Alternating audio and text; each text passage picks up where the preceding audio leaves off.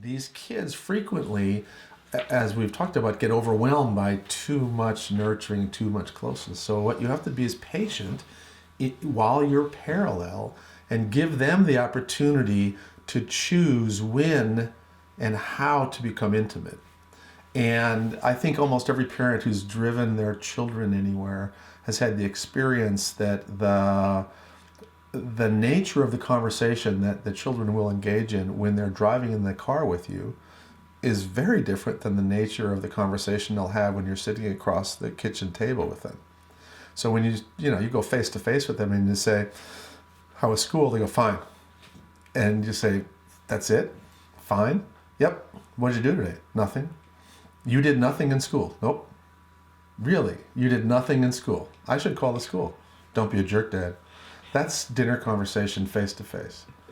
And then you take the same child and you drive them to a friend's house or drive them, somewhere, and you'll be driving along. And of course, if you remember the whole thing about that regulatory thing, and they're in parallel, and they start talking and talking and talking and talking and talking, and you'll hear things that you are shocked about, and you'll have a much more in-depth conversation than you will when it's face to face. So be patient, let them come to you. And then when they do come to you, it's really important that you respect them as they have allowed you past this sort of emotional intimacy barrier.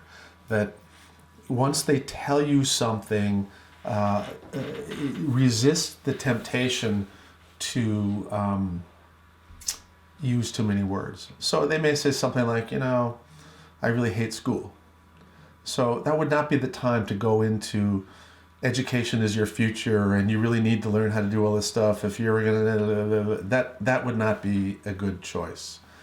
It might be a good choice to do some kind of what people talk about as reflective listening.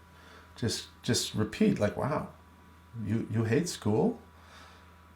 And then wait. Be patient. Let them talk. Remember the power of silence.